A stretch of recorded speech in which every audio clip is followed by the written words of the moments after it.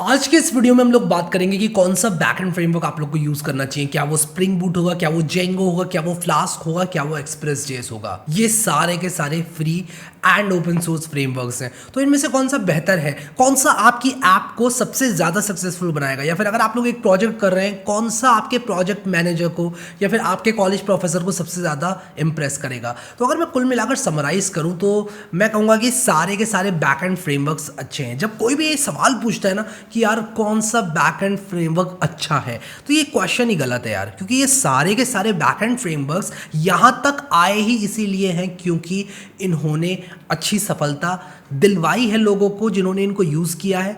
अब express GS को जो भी इस्तेमाल करता है वो डेफिनेटली बहुत अच्छी तरह अपनी ऐप को होस्ट कर पाता है, ऐप स्टेबल रहती है। उसी के साथ साथ अगर आप जेंगो की बात करें तो जेंगो भी अगर कोई यूज़ करता है तो एप्लीकेशन स्टेबल रहती है, एप्लीकेशन की स्टेबिलिटी में कोई दिक्कत नहीं आती है।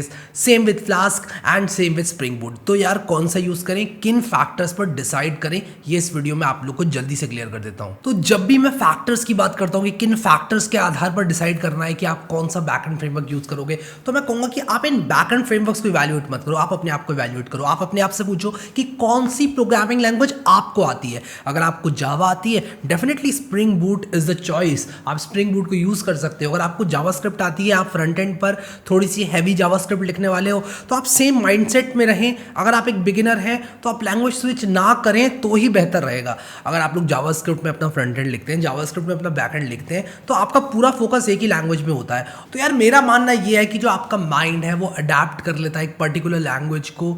जब आप कुछ देर तक कोडिंग कर रहे हैं उसमें अगर आप लैंग्वेजेस को स्विच करेंगे तो डेफिनेटली आप लोग को थोड़ा बहुत वो जो रेजिस्टेंस होता है यार एक प्रोग्रामिंग लैंग्वेज से दूसरी प्रोग्रामिंग लैंग्वेज में जाने का, कभी आप जावा लिख रहे हैं, कभी आप जावा स्क्रिप्ट लिख रहे हैं, या फिर कभी आप जावा स्क्रिप्ट लिख रहे हैं, कभी आप पाइथन लिख रहे हैं, डेफिनेटली इशू कुछ नहीं होगा। बट अगेन अगर आप लोग एक बिगिनर हैं और सेम प्रोग्रामिंग लैंग्वेज में, तो ये चीज़ बहुत ज़्यादा हेल्प करती है, इसलिए बहुत सारे बिगिनर्स एक्सप्रेस जीएस का इस्तेमाल करते हैं। अगर मैं पीएचपी की बात करूँ, अगर आप लारावेल वगैरह यूज़ कर रहे हो पीएचपी में, तो भी आप लोगों को बहुत ईजिली आपके, क्योंकि HTML के अंदर पीएचपी होती है और पीएचपी का बहुत ही बेसिक सा सिंटेक्स है, जावास्क्रिप्ट की तरह ही मैं कह सकता हूँ ऑलमोस्ट है। फंक्शंस वगैरह सब पीएचपी में आप लोग लिख सकते हो, तो ईजी हो जाता है आप लोगों के लिए अगर आप लोग पीएचपी यूज़ करते हो। तो आप कौन सी प्रोग्रामिंग लैंग्वेज से कंफर्टेबल हो ये आप अपने आप से पूछो और उसके आधार पर उसको चुन लो, अगर आपका प्रोजेक्ट बहुत ज़्यादा बेसिक है तो यार ये तो एक पॉइंट हो गया। आपको जो आता है आप उसके आधार पर आगे बढ़ो तो आप ज़्यादा आगे बढ़ पाओगे। अब हम यहाँ पर एक और चीज़ की बात कर लेते हैं, और वो ये है कि अगर आप एक पर्टिकुलर पाइथन लाइब्रेरी या फिर एक ऐसी पर्टिकुलर चीज़ जो कि सिर्फ जावा में लिखी हुई है, आपको कहीं मिल गई है और आपके प्रोजेक्ट के लिए बहुत ज़्यादा सहायक है, आप उसको इस्तेमाल करना चाहते हो, तो ये चीज़ भी कभी कभी आप लोगों को एक पर्टिकुलर फ्रेमवर्क यूज़ करने के लिए टेम्प्ट करेगी। तो क्या आपको यूज़ करना चाहिए? जैसे कि मान लो मैं टेंसरफ्लो यूज़ करना चाहता हूँ, कुछ हाई ऑर्डर फंक्शंस हैं मेरे पास टेंसरफ्लो के अंदर, कुछ ऐसी चीज़ें हैं जो कि यार अगर मैं स्क्रैच से शायद लिखूँ तो मुझे बहुत ज़्यादा परेशानी हो। क्या मुझे जेंगो या फ्लास्क ही मेरे पास क्या चॉइस बचती है? नहीं, the answer is no. Why is the answer no? क्योंकि यार एक बेसिक सिंपल सी एपीआई में पाइथन और जेंगो या फ्लास्क की सहायता से मैं बना सकता हूँ और उस एपीआई को मैं एक्सपोज कर सकता हूँ। उसके बाद मैं अपने कंफर्ट जोन में आ सकता हूँ। अगर वो कंफर्ट जोन मेरा जावा स्प्रिंग बूट है तो मैं उसमें आ सकता हूँ, लारावेल पीएचपी तो उसमें आ सकता हूँ, अगर वो एक्सप्रेस जेएस है तो उसमें आ सकता हूँ।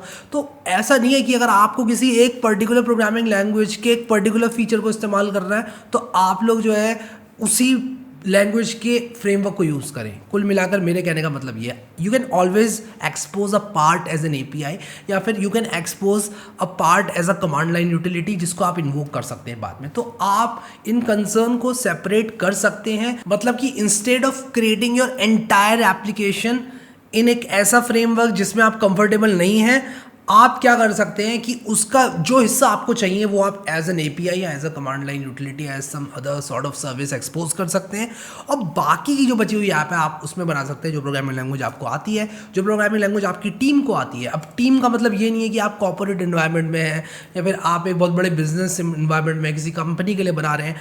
टीम आपकी एज अ स्टूडेंट भी हो सकती है, 2 लोगों की, 3 लोगों की। 3 दोस्तों ने अगर सोचा कि यार चलो ये बनाते, तो उन तीनों को क्या आता है, दैट मैटर्स द मोस्ट। अगर मैं एक और फैक्टर की बात करूं जिसके आधार पर मैं इवैल्यूएट करूंगा कि whether to use Spring Boot या whether to use Express JS या whether to use Python Flask, तो वो है कम्युनिटी। अगर आज की तारीख में मैं जेंगो और एक्सप्रेस की बात करूँ, एक बहुत बड़ी कम्युनिटी है जेंगो की, तो बहुत बड़ी कम्युनिटी है। और कम्युनिटी का मतलब कि अगर मैं कोई भी चीज़ सर्च करता हूँ, मुझे कोई भी दिक्कत आती है, तो 90-95% ऑफ द केसेस में अगर मेरी प्रॉब्लम बेसिक है तो किसी दूसरे इंसान को ऑलरेडी आ चुकी होगी, और वो दूसरा इंसान किसी फोरम पे पूछ रहा होगा कभी ना कभी, और उसका आंसर किसी ने दे दिया होगा, और मैं उस आंसर को अब अपने यूज़ में ले सकता हूँ। तो अगर मान लो कि मैं जेंगो में कोडिंग कर रहा हूँ, मुझे कोई भी दिक्कत आती है और उस दिक्कत की वजह से मैं अपनी ऐप को आगे नहीं बढ़ा पा रहा हूँ, तो होगा क्या कि मैं उस एरर को सर्च करूँगा इंटरनेट पर, और 90-95% ऑफ द केसेस में मुझे स्टैक ओवरफ्लो पे एक ऐसा आंसर मिल जाएगा जिसमें वो गलती कोई ऑलरेडी कोई बंदा कर रहा होगा या कोई भी कर रहा होगा, तो मुझे वो एरर देखकर अपने एरर को सॉल्व करने का मौका मिल जाएगा बिना टाइम को वेस्ट किए। यानी कि अगर किसी ने ऑलरेडी 3-4 घंटे वेस्ट कर दिए हैं पास्ट में, मेरे 3-4 घंटे वेस्ट नहीं होंगे, मुझे डायरेक्टली सॉल्यूशन मिल जाएगा। तो कम्युनिटी से बहुत ज़्यादा फर्क पड़ता है। कम्युनिटी से ये भी फर्क पड़ता है यार कि बहुत सारे लोगों ने ऑलरेडी बहुत सारी चीज़ें डिस्कस करी होती हैं। फॉर एग्जाम्पल, अगर मान लो कोई वेब आरटीसी की सहायता से जेंगो में एप्लीकेशन बना रहा है, मान लो कोई जेंगो चैनल्स का इस्तेमाल कर रहा है, तो क्या स्केलेबिलिटी एक इशू होगी? ये सवाल आपके दिमाग में आ सकता है। और अगर इस तरह के सवाल आपके दिमाग में है तो आपको कम्युनिटी पर इस तरह के क्वेश्चंस मिल जाएंगे, और किसी ने ऑलरेडी आंसर कर रखा होगा कि इसके लिए ये यूज़ कर लो, इसके लिए ये वाली लाइब्रेरी यूज़ कर लो, ये फ्रेमवर्क लाइट वेट रहेगा, ये चीज़ ऐसी रहेगी, ये चीज़ वैसी रहेगी। तो कुल मिलाकर जो है आप लोगों को बहुत ही आराम से ये सारी की सारी चीज़ें कम्युनिटी के लोगों से मिल जाती हैं। अगर मैं स्प्रिंग की बात करूँ और फ्लास्क की बात करूँ तो कम्युनिटी उतनी ज़्यादा स्ट्रॉन्ग नहीं है, बट जो फ्लास्क है वो कभी कभी आप लोग मिनिमल फ्रेमवर्क के तौर पर इस्तेमाल कर सकते हो। अगर आपको बहुत ही मिनिमल सा काम करना है, अगर आपको जेंगो की टेम्पलेट्स नहीं चाहिए, अगर आपको जेंगो का वो सारा बॉयलर प्लेट कोड नहीं चाहिए जो कि वो जनरेट करता है, तो आप फ्लास्क के साथ जा सकते हो। Same with express. Express use होगा अगर आप लोग नोड जेएस के अंदर रहना चाहते हो, नोड जेएस के कुछ फीचर्स हैं जो कि आप यूज़ करना चाहते हो, तो आप एक्सप्रेस जेएस का यूज़ कर सकते हो। अब यहाँ पर एक और सवाल है कि अगर आप लोग मान लो 5 या फिर 4 या फिर 3 फ्रेमवर्क्स को इवैल्यूएट कर रहे हैं, तो एक और सवाल जो आप अपने आप से पूछ सकते हो वो ये है, is there any specific feature of this particular framework that I want to use? यानी कि क्या कोई ऐसा फीचर है जो कि मैं यूज़ करना चाहता हूँ एक्सप्रेस में, या फिर क्या कोई ऐसा फीचर है फ्लास्क में, क्या कोई फीचर ऐसा है जेंगो में? तो ये सारे के सारे सवाल आप लोगों को कभी कभी एक पर्टिकुलर फ्रेमवर्क की तरफ डाइवर्ट कर सकते हैं। फॉर एग्जाम्पल, अगर मान लो आप रियल टाइम कम्युनिकेशन एप्लीकेशन बना रहे हो तो Node JS is an ideal choice. मैं ये नहीं कह रहा हूँ कि जावा में नहीं बनेगा, मैं ये नहीं कह रहा हूँ फ्लास्क में नहीं बनेगा, स्प्रिंग बूट में नहीं बनेगा, जेंगो में नहीं बनेगा, बनेगा। बट द थिंग इज़ कि अगर कभी भी कोई भी रियल टाइम काम कर रहा है तो नोड जेएस का नॉन ब्लॉकिंग आईओ मॉडल जो होता है वो बहुत ज़्यादा हेल्पफुल होता है, आपका एज इट इज़ फिट हो जाता है यूज़ केस के अंदर। तो कभी कभी ये सारी की सारी चीज़ें भी आप लोग जो है कंसिडरेशन में ले सकते हो। उसी के साथ साथ कुछ ऐसे फीचर्स कभी कभी फ्रेमवर्क्स में होते हैं जो कि आपको चाहिए। फॉर एग्जांपल, मान लो आपको मुझे कभी कभी, मैं पर्सनली आपको बताता हूँ, कुछ ऐसी चीज़ें करनी पड़ती है जिसमें मुझे एक एडमिन पैनल एक्सपोज करना पड़ता है, और एडमिन पैनल में लोग कुछ काम करेंगे उस तरह का कुछ करना पड़ता है। तो जब भी मेरे पास कुछ ऐसी चीज़ें आती हैं तो मैं क्या करता हूँ कि जेंगो डायरेक्टली यूज़ करता हूँ, और ये मेरे यूज़ केस में फिट हो जाता है। एडमिन पैनल भी मुझे मिल जाता है, और मुझे लिखना भी नहीं पड़ता है एडमिन पैनल का कोड, मुझे फ्री में एडमिन पैनल मिल जाता है। मुझे कुछ डेटाबेस मॉडल क्लासेस लिखनी पड़ती हैं, और वो मॉडल क्लासेस लिखने के बाद मैं अपने मेक माइग्रेशन और माइग्रेशन कमांड को रन करता हूँ, और डायरेक्टली मेरे पास एक पूरा एडमिन पैनल आ जाता है। तो हाउ कूल इज़ दैट? अगर वही काम अगर मैं स्प्रिंग बूट में लेकर बैठूं, या लेटर से मैं वही काम अगर एक्सप्रेस जेएस में लेकर बैठूं, तो होगा क्या कि मुझे फ्रॉम स्टार्टिंग फ्रॉम स्क्रैच लिखनी पड़ जाएंगी ये सारी की सारी चीज़ें। तो कहाँ मुझे जेंगो ऑलरेडी दे रहा है वो एडमिन पैनल, और कहाँ मुझे एक्सप्रेस जेएस के अंदर या फिर फ्लास्क के अंदर वो चीज़ स्टार्टिंग से लिखनी पड़ रही है। तो बहुत ज़्यादा डिफरेंस हो जाएगा डेवलपमेंट टाइम में और एफर्ट्स में। तो मैं एफर्ट्स को मिनिमाइज करने के लिए कभी कभी जेंगो यूज़ कर लेता हूँ जस्ट फॉर दिस फंक्शनैलिटी। एक और बात बोलना चाहूँगा, जेंगो के अंदर फुल टेक्स्ट सर्च है, तो मैं जेंगो को इस्तेमाल करता हूँ just because of this particular functionality. तो कभी कभी एक पर्टिकुलर फंक्शनैलिटी किसी एक पर्टिकुलर फ्रेमवर्क में आपको मिलेगी, और आप बड़े आराम से उसको यूज़ कर पाएंगे अगर आप उस फ्रेमवर्क को यूज़ करते हैं। तो कभी कभी फ्रेमवर्क की चॉइस इस चीज़ पे भी डिपेंड करती है। अब last but not the least मैं आप लोगों को बताना चाहूँगा, you will always have some option to code a particular thing और particular use case in a given framework. For example, अगर आपको रियल टाइम कम्युनिकेशन की ऐप बनानी है, मैंने कहा कि नोड जेएस आइडल चॉइस होती है, उसका डिज़ाइन ही ऐसा है कि डायरेक्टली ये यूज़ केस फिट हो जाता है नोड जेएस के अंदर। वीडियो कॉलिंग ऐप आपको बनानी है, आपको ऑडियो कॉलिंग ऐप बनानी है, या फिर रियल टाइम कम्युनिकेशन आपको कराना है, चैट एप्लीकेशन बनानी है। मैंने एक प्रोजेक्ट बना रखा है इस चैनल पर व्हाट्सएप वेब क्लोन करके, जहाँ पर हमने एक सॉकेट आईओ की सहायता से चैट ऐप बनाई है। ज़रूर चेकआउट करना उस वीडियो को आप लोग। बट यहाँ पर बस ये बोलना चाहूँगा मैं कि अगर आप लोग इस तरह की एप्लीकेशन शायद जेंगो से बनाते हैं, तो जेंगो में जेंगो चैनल्स करके एक पैकेज है, आप उसको यूज़ कर सकते हो।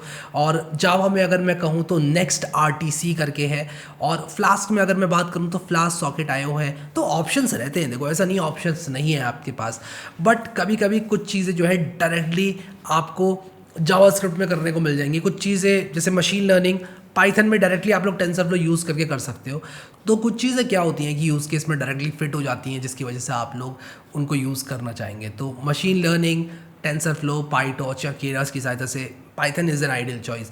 Real time communication applications, Node.js is an ideal choice. और जावा की भी बहुत सारी हमारे पास चीज़ें ऐसी होती हैं जो कि डायरेक्टली आप जावा में करना चाहते हैं, XML पार्सिंग और ये सारी चीज़ें जब आती हैं, और भी बहुत सारी चीज़ें हैं। सोप APIs, अगर आप किसी सोप API पर काम कर रहे हैं, बहुत सारी ऐसे सर्विसेज हैं जो कि सोप APIs अभी भी प्रोवाइड करती हैं। तो अगर आपको उनके साथ डील करना है तो मैं जावा का इस्तेमाल करता हूँ। तो कुछ चीज़ें ऐसी होती हैं जो कि आप जावा में करेंगे तो बेटर है। मैं ये नहीं कह रहा हूँ कि आप सोप APIs पाइथन की मदद से नहीं कर सकते, आप पाइथन की मदद से भी विजडल फाइल्स को रीड कर सकते हो और अपनी सोप APIs को एग्जीक्यूट कर सकते हो, बट आप वही काम आप जावा से करोगे। तो जावा के अंदर ऑलरेडी मेच्योर पैकेजेस हैं। जब ये काम हुआ करता था सोप APIs वाला, वो जावा से हुआ करता था लॉन्ग बैक। तो जावा के बहुत बढ़िया प्रोडक्शन रेडी पैकेजेस हैं सोप API से रिलेटेड। तो डायरेक्टली हम लोग सोप API पर जब भी काम करेंगे जावा का इस्तेमाल करेंगे। तो कुछ इस तरह की चीज़ें जो है आइडल बना देती हैं फ्रेमवर्क की चॉइस को। बट अगर मैं समराइज़ करूँ इस वीडियो को एक सेंटेंस में, तो मैं कहूँगा आप जिस चीज़ से कंफर्टेबल है आप उसको इस्तेमाल करें, क्योंकि फ्रेमवर्क के स्ट्रॉन्ग ना होने की वजह से आपको कभी भी दिक्कत नहीं होगी। आपको कभी भी दिक्कत होगी तो आपकी इनकैपेबिलिटी की वजह से होगी। शायद जेंगो में तो कोई चीज़ हो जाती है, जो भी चीज़ आप करना चाह रहे हो, आप ये नहीं कह सकते जेंगो में नहीं होती।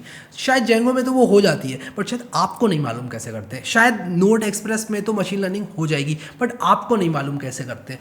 तो क्योंकि हम as a computer programmer, as a data scientist, या फिर आप एज अ कॉलेज स्टूडेंट कह सकते हो, सीखते ही रहते हैं। टाइम टू टाइम आप सीखते ही रहते हैं, नई नई चीज़ें आपके दिमाग में आती रहती हैं। पहले जो आप करते थे वो आपको पता चलता है फ्यूचर में कि यार शायद इसको करने के बेटर वेज हो सकते हैं। तो आप as a software developer grow करते जाते हैं, और क्योंकि आप as a software developer grow करते जाते हैं, आपकी जो चॉइसेस हैं बैक एंड फ्रेमवर्क की, लैंग्वेजेस की, वो इस चीज़ पर आधारित होनी चाहिए कि आपको कितना कंफर्ट मिलता है, आप कितने कंफर्टेबल हैं किसी चीज़ को लेकर। क्योंकि अगर आप कंफर्टेबल हैं तो डेफिनेटली आपकी एप्लीकेशन आप बड़े आराम से लिख पाएंगे। So I hope I answered your question. तो आप कभी भी डायरेक्टली कोई भी चीज़ करना चाहते हैं, अब ये ना पूछे कि यार क्या मैं ये स्प्रिंग बूट में कर लूँगा तो ठीक रहेगा, जेंगो में कर लूँगा तो ठीक रहेगा, फ्लास्क में कर लूँगा तो ठीक रहेगा। आप कोई भी बैक एंड फ्रेमवर्क यूज़ कर सकते हैं as long as you are comfortable. और अगर ये एक हॉबी प्रोजेक्ट है तो यू शुड गो अहेड यार। अगर आप लोग सोच रहे हो कि यार मैं एक वीडियो कॉलिंग ऐप बनाऊंगा यूजिंग जेंगो चैनल्स, क्या मुझे Node.js यूज़ करना चाहिए या नहीं करना चाहिए, तो मैं तो कहूँगा कि यार अगर आप जेंगो चैनल्स के साथ, जेंगो के सिंटेक्स के साथ कंफर्टेबल है, go ahead and make it यार। ज़्यादा से ज़्यादा आपको या तो एप्लीकेशन सक्सेसफुल मिलेगी या फिर आपको कुछ लर्निंग्स मिलेगी, और बीच की कोई चीज़ होती नहीं है, इन दोनों में से कोई चीज़ मिलती है। या तो आपको एक्सपीरियंस और लर्निंग्स मिलती है, या आपको अपनी एप्लीकेशन में सक्सेस मिलती है।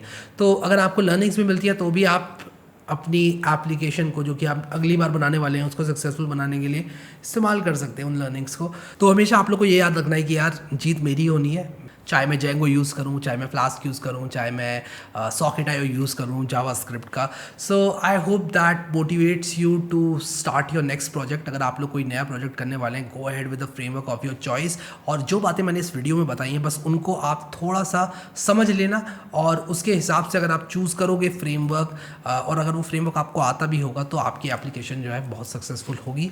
I wish you all the best on your project. अभी के लिए इस वीडियो में इतना ही guys. Thank you so much guys for watching this video, and I will see you next time.